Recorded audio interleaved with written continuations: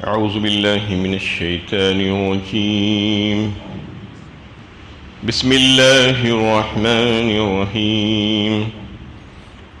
ومن الأنعام حمولة وفرشا كلوا مما رزقكم الله ولا تتبعوا خطوات الشيطان إنه لكم عدو مبين. اور مویشیوں میں بوجھ اٹھانے والے بھی پیدا کیے اور زمین سے لگے ہوئے بھی. کھاؤ اس میں سے جو اللہ نے تمہیں بخشا ہے، اور شیطان کے نقش قدم کی پیروی نہ کرو، وہ تمہارا کھلا دشمن ہے. یہ سورہ انعام کی 142 نمبر کی آیت ہے. اس آیت میں اللہ تعالیٰ نے جو مویشیوں کو مختلف مویشیوں کی قسمیں پیدا فرمائی ہے اس کا تذکرہ فرما رہے ہیں کہ ایک تو وہ ہے جو اونچے قد والے ہیں اور دوسرے وہ ہیں جو چھوٹے قد والے ہیں. اونچے قد والے جانور جیسے اونٹ، گھوڑا، خچر، گدھا، بیل وغیرہ جو عام طور پر وہ بار برداری کے کام آتا ہے، سامان کو ادھر سے ادھر بھیجانے کے لیے اور دیگر بھی چیزوں میں استعمال ہوتا ہے. اور چھوٹے قد والے بھیڑ یا بکری وغیرہ جو فرشن کہا یعنی زمین سے لگے ہوئے، وہ عام طور پر انسان اس کا دودھ پیتا ہے اور گوشت کھاتا ہے. اس کے بعد حکم دیا گیا ہے کہ کلوا مما رزقکم اللہ ولا تتبعوا خطوات الشیطان. کھاؤ اس میں سے جو اللہ نے تمہیں بخشا ہے. اس سے پچھلی آیت میں بھی تفصیل کے ساتھ اللہ تعالیٰ نے زمین سے پیدا ہونے والی نباتات اور درختوں کا تذکرہ فرمایا تھا کہ کیسے مختلف قسم کے درخت ہم نے پیدا فرما دیے ہیں اپنی قدرت کاملہ کے ذریعے سے، حیرت انگیز طور پر کہ مختلف پھلوں کو مختلف قسم کے درختوں پر ہم نے لگایا ہے. بڑی حکمت کے ساتھ اس کا تفصیل کے ساتھ تذکرہ فرمایا تھا. اور اس آیت میں مویشی و جانوروں کا تذکرہ فرمایا ہے. اور پچھلے تقریباً 2 رکوع سے یہ بات چل رہی تھی کہ وہ مشرکین عرب جو اللہ تعالیٰ کی عطا کردہ یہ ساری نعمتوں میں سے جس کو اللہ تعالیٰ نے حلال قرار دیا ہے اس کو اپنے طور پر تہمات کی بنا پر حرام قرار دیتے رہے تھے. تو آخر میں یہ ساری نعمتوں کا تذکرہ فرمانے کے بعد یہ حکم دیا گیا کہ کھاؤ کلوا مما رزقکم اللہ، اس رزق کو جو اللہ تعالیٰ نے تمہارے لیے پیدا فرمایا ہے. یعنی اللہ تعالیٰ کی مہربانی ہے کہ ہم کو اللہ تعالیٰ نے مختلف قسم کی غذائیں عطا فرمائی.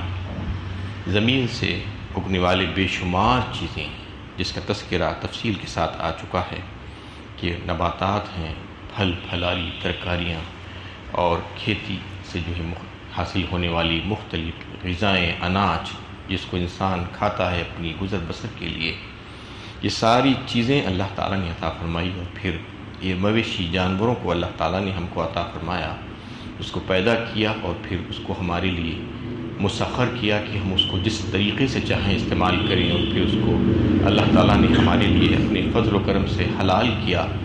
تو کوئی حق نہیں بنتا کہ اس کو اپنے طور پر حرام کر لیں. اور اگر کوئی ایسا کرتا ہے تو فرمایا گیا کہ وَلَا تَتَّبِعُوا خُطُوَاتِ الشَّيْطَانِ، یہ شیطان کے نقش قدم کی پیروی ہے. اگر کوئی ایسا کر رہا ہے تو مت کرو تم ایسا شیطان کے نقش قدم کی پیروی. مطلب اللہ تعالیٰ نے جب کسی چیز کا حکم دیا ہے اور کسی چیز کو اپنے فضل و کرم سے ہمارے لیے جو پاک اور طیب ہے اس کو حلال قرار دیا ہے، تو ہم کو یہ اختیار نہیں ہے کہ ہم اس کو حرام کر لیں اپنے طور پر. اور اگر کوئی ایسا کر رہا تو اس کا مطلب یہ ہے کہ وہ شیطان کی بات سن رہا ہے. شیطان ایسا کرتا ہے کہ رحمان کے خلاف لوگوں کو اکساتا ہے کہ تم یہ کر لو وہ کر لو جس کا رحمان نے حکم نہیں دیا ہے. یا ایھا الذین آمنوا ادخلوا فی السلم کافہ ولا تتبعوا خطوات الشیطان انہ لکم عدو مبین. سورہ بقرہ دوسرے پارے میں بھی اللہ تعالیٰ نے ایسا ہی کچھ کہا ہے کہ اے ایمان والو اسلام میں پورے کے پورے داخل ہو جاؤ. یعنی کچھ کو مانو یہ نہیں چلنے والا ہے. جیسا کہ جو ہے بہت سے لوگ ایسا کرتے ہیں کہ جو چیز آسان دکھ گئی ہے اس کو قبول کر لیا، اس پر عمل کر لیا، اور جس میں تھوڑی سی مشقت ہے اس کو چھوڑ دیا. یہ چلنے والا نہیں ہے. اللہ تعالیٰ کے احکامات پورے کے پورے ماننے کے لیے بھیجے گئے ہیں، اس میں ذرا بھی ڈنڈی نہیں ماری جا سکتی. اسی طریقے سے یہاں پر بھی جو ہے اسی بات کی طرف اشارہ کیا گیا اور اس آیت میں بھی کہ کہ اگر کوئی چھوڑ لے گا احکامات کو، کچھ کو کرے گا کچھ کو نہیں کرے گا، تو اس کا مطلب یہ ہوگا کہ کچھ بات تو رحمان کی مانتا ہے اور کچھ باتیں شیطان کی مانتا ہے۔ ایسا تم کبھی نہیں کرنا، شیطان کے نقش قدم پر نہیں چلنا۔ انہ لکم عدو مبین، وہ تو تمہارا کھلا دشمن ہے، وہ تو چاہتا ہے کہ تم تباہ و برباد ہو جاؤ اور تم آگ میں چلے جاؤ، جیسا کہ وہ نافرمان ہے، تم بھی نافرمان ہو کر جہنم رسید ہو جاؤ۔ ثمانیة ازواج من الضان اثنین ومن المعز اثنین قل الذكرين حرم أم الأنثيين أما اشتملت عليه أرحام الأنثيين نبئوني بعلم إن كنتم صادقين۔ 8 نر و مادہ ہیں، بھیڑ کی قسم کے 2 اور بکری کی قسم کے 2۔ ان سے پوچھو کہ اللہ نے ان کے نر حرام کیے ہیں یا مادہ، یا وہ بچے جو ان ماداؤں کے پیٹ میں ہو۔ اگر تم سچے ہو تو مجھے بتاؤ علمی شہادت کے ساتھ۔ جن چوپایوں کا گوشت اور دودھ استعمال کیا جاتا تھا اس کے لیے اس کو پالا جاتا تھا، اور جن کو اہل عرب مویشی کہتے ہیں۔ 4 قسم کے ہیں، بھیڑ، بکری، اونٹ اور گائے۔ یہ 4 ہیں جن کو عرب انہیں پالتے تھے، یہ پالتو جانور کہلاتے تھے، جس کو گوشت اور دودھ حاصل کرنے کے لیے پالا جاتا تھا۔ اس میں بھینس بھی شامل ہے، بھینس بھی گائے ہی کی فیملی سے تعلق رکھتی ہے۔ ان 4 پالتو جانوروں کے نر و مادہ کل 8 ہوئے، یعنی 4 جانور اصل نر اور 4 مادہ ملا کر 8، جس کا تذکرہ اللہ تعالیٰ یہاں پر فرما رہے ہیں۔ کل 8 ہوئے جن کو اہل عرب حلال تو مانتے تھے، لیکن مشرکانہ توہمات کی بنا پر بعض صورتوں میں ان پر حرمت کا حکم لگاتے تھے۔ مثلا چوپایوں کے پیٹ سے اگر بچہ زندہ نکل آئے تو ہمارے مردوں کے لیے ہوگا تو اس کا گوشت کھانا، اور اگر اس میں سے مردہ بچہ نکلے تو پھر وہ اس گوشت میں ہماری عورتیں بھی شامل ہو سکتی ہیں۔ اس طریقے سے بہت سے ایسے توہم پرستیاں ان کے پاس تھی کہ جانوروں کے مختلف نام رکھ کر ان کو چھوڑ دیا جاتا تھا۔ بحیرہ، صائبہ، وسیلہ اور حام جو ہیں اونٹیوں کے نام تھے، جن کو جو ہے وہ بڑی تعظیم کرتے تھے، بالکل ایسا جیسا کہ عبادت کی جاتی ہے، اس طریقے سے جو ہے ان کی تعظیم کرتے تھے، اور مختلف کاموں کے لیے ان کو جو ہے استعمال نہیں کرتے تھے۔ کسی کا دودھ استعمال نہیں کرتے تھے، کسی پر سواری نہیں کرتے تھے۔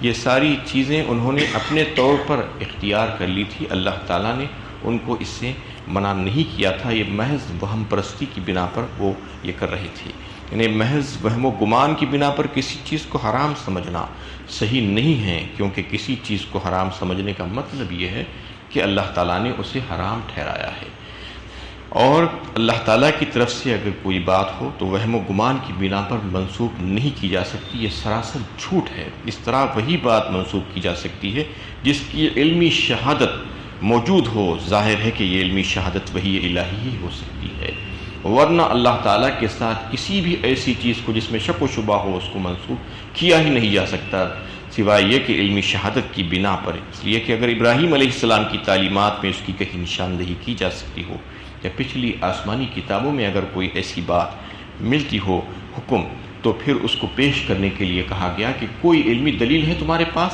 کہ تم نے جو ہے یعنی مویشیوں کے ساتھ کر لیا ہے، کہ اس کے تعلق سے یہ ٹھہرا لیا ہے کہ کچھ چیزیں ہمارے لیے حلال ہیں، کچھ چیزیں ہماری عورتوں کے لیے حلال ہیں، تو تم کو کس نے بتایا یہ چیز؟ اس چیز کے تعلق سے تمہارے پاس علمی دلیل کیا ہے؟ اللہ تعالیٰ پوچھ رہے ہیں۔ نبئونی بعلم ان کنتم صادقین، اگر تم سچے ہو تو لاؤ وہ شہادت، وہ علمی شہادت، وہ بات جس کو تم جو ہے سمجھ رہے ہو، تمہارے پاس کیا شہادت ہے اور کیا گواہی ہے اس بات کی، اور کیا دلیل ہے؟ آخر تم کو کیسے معلوم ہوا اس کے بارے میں؟ وَمِنَ الْإِبِلِ اثْنَيْنِ وَمِنَ الْبَقَرِ اثْنَيْنِ قُلْ آذَكَرَيْنِ حَرَّمَ أَمِ الْأُنثَيَيْنِ أَمَّا اشْتَمَلَتْ عَلَيْهِ أَرْحَامُ الْأُنثَيَيْنِ أَمْ كُنْتُمْ شُهَدَاءَ إِذْ وَصَّاكُمُ اللَّهُ بِهَذَا فَمَنْ أَظْلَمُ مِمَّنِ افْتَرَىٰ عَلَى اللَّهِ كَذِبًا لِيُضِلَّ النَّاسَ بِغَيْرِ عِلْمٍ ان اللہ لا یہدی القوم الظالمین۔ اسی طرح اونٹ کی قسم کے 2 اور گائے کی قسم کے 2، پوچھو ان کے نر حرام کیے ہیں یا مادہ، یا وہ بچے جو ان ماداؤں کے پیٹ میں ہو، کیا تم اس وقت موجود تھے جب اللہ تعالیٰ نے تمہیں اس کا حکم دیا تھا؟ پھر اس شخص سے بڑھ کر ظالم کون ہوگا جو اللہ کی طرف جھوٹ بات منسوب کرے تاکہ علم کے بغیر لوگوں کو گمراہ کرے۔ بے شک اللہ ظالموں کو راہ راست نہیں دکھاتا۔ اب اس آیت میں اور دو قسم کے جانور، اونٹ اور گائے کا تذکرہ اللہ تعالیٰ فرما رہے ہیں۔ اس سے پہلے بھیڑ اور بکری کا تذکرہ فرمائے تھے۔ اس میں یہ فرمایا جا رہا ہے کہ کہو تو صحیح کہ ان کے نر کو اللہ تعالیٰ نے حرام کیا ہے یا مادہ کو حرام کیا ہے، یا ان ماداؤں کے پیٹ میں جو بچہ پرورش پا رہا ہے اس کو حرام کیا ہے؟ کیا تم اس وقت موجود تھے؟ آخر تمہیں کیسے معلوم ہوا کہ فلاں قسم کی اونٹنی یا فلاں قسم کی گائے یا فلاں قسم کے بچے اللہ تعالیٰ نے تمہارے لیے حرام ٹھہرائے ہیں؟ اپنے انبیائی شریعت میں تم اس کی نشاندہی کر نہیں سکتے، پھر کیا تم خدا نے تم کو براہ راست اس بات کی اطلاع دی ہے؟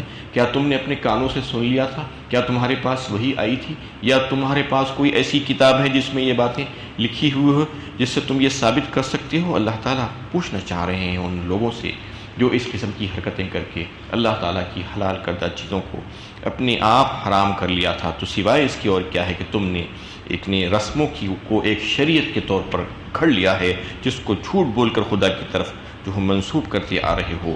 اس کا مطلب یہی ہے کہ تم اللہ کی طرف جھوٹ منسوب کر رہے ہو۔ علت حرمت کے متعلق تم اس کو یہ کہہ رہے ہو کہ اللہ تعالیٰ نے مقرر کیا ہے، تمہارا مطلب یہی ہے، بلکہ ایسا نہیں ہے۔ فَمَنْ أَظْلَمُ مِمَّنِ افْتَرَىٰ عَلَى اللَّهِ كَذِبًا لِيُضِلَّ النَّاسَ بِغَيْرِ عِلْمٍ، اور اس سے بڑھ کر ظالم کون ہو سکتا ہے جو اس طریقے کا جھوٹ اللہ تعالیٰ پر گھڑے اور اس کو اللہ کی طرف منسوب کرے جو اللہ تعالیٰ نے نہیں فرمایا ہے۔ اللہ تعالیٰ کی بات نہیں ہے تاکہ علم کے بغیر لوگوں کو گمراہ کرے۔ تمہارے پاس کوئی علم نہیں ہے، کوئی سچا علم نہیں ہے، اس کے باوجود خود تم گمراہ ہو رہے ہو اور لوگوں کو گمراہ کر رہے ہو۔ بے شک اللہ تعالیٰ ظالموں کو راہ راست نہیں دکھاتا۔ وآخر دعوانا ان الحمد للہ رب العالمین۔